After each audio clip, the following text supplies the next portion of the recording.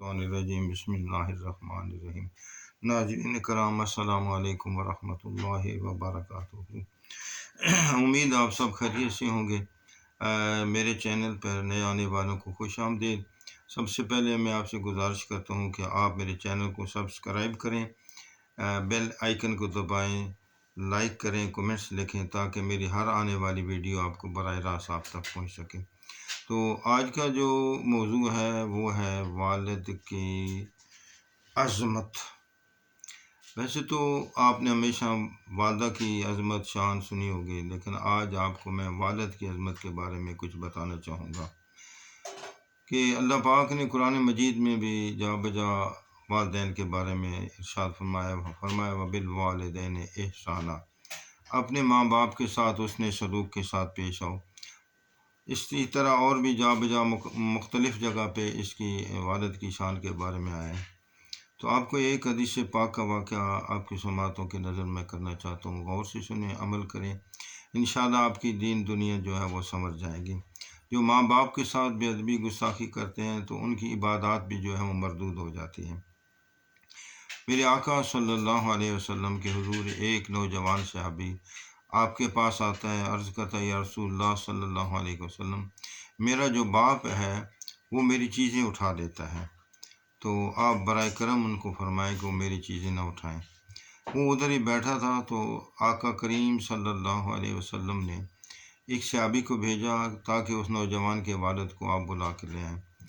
تو وہ صحابی اس کے والد کو بلانے کے لیے گیا، اور جب دستک دی باہر آیا تو اس نے کہا کہ خیریت تو ہے۔ تو اس بتانے والے نے حضور صلی اللہ علیہ وسلم کا پیغام پہنچایا کہ اے صحابی، آپ کو حضور صلی اللہ علیہ وسلم بلا رہے ہیں۔ اس نے پوچھا کیوں، خیریت تو ہے؟ تو صحابی نے بتایا کہ تیرے بیٹے نے تیرے خلاف حضور صلی اللہ علیہ وسلم کے حضور شکایت لگا دی ہے۔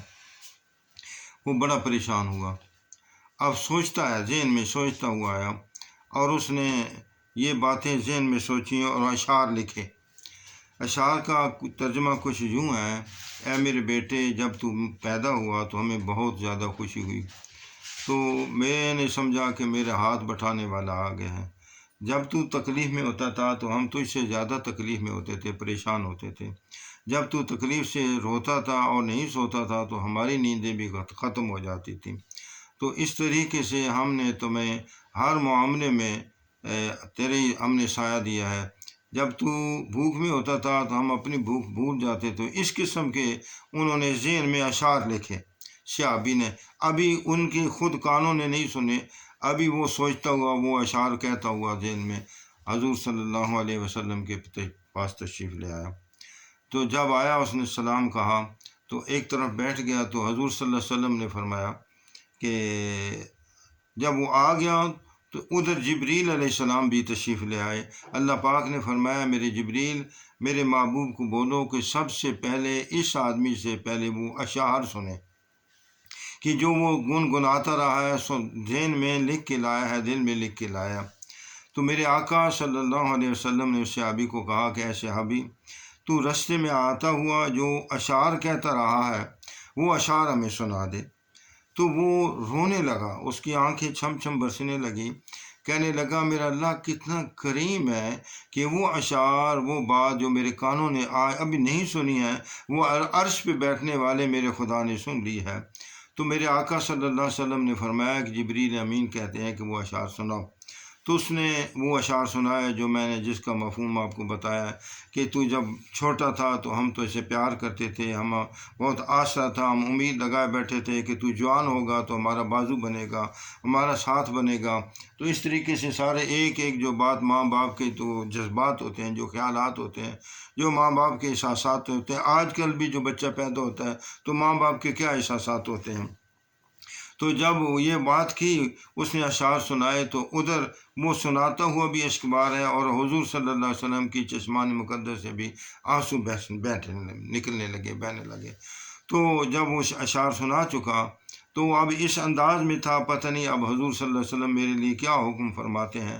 میرے آقا صلی اللہ علیہ وسلم نے فرمایا، اس کا بازو جوان کو پکڑا، جوان کا بازو پکڑ کے اس کے باپ کے ہاتھ میں دیے اور کہا کہ اے جوان یا شاب انتا و مالو کا لے ابھی کا، اے جوان تو اور تیرا مال تیرے باپ کا ہی ہے، اس لیے تو تیری شکایت جو ختم ہو گیا۔ تو دیکھا کہ باپ کی دل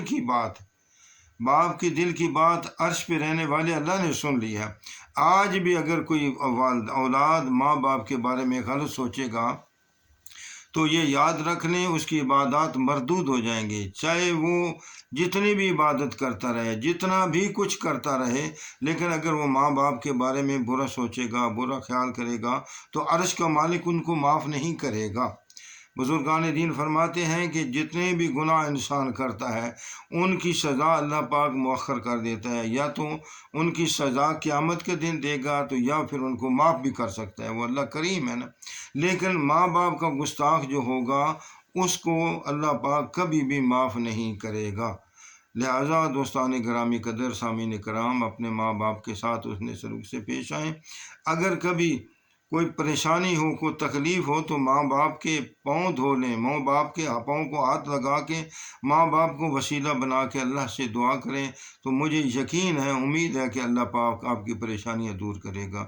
اللہ پاک میرا اور آپ کا حامی و ناصر، اللہ حافظ، السلام علیکم ورحمۃ اللہ وبرکاتہ۔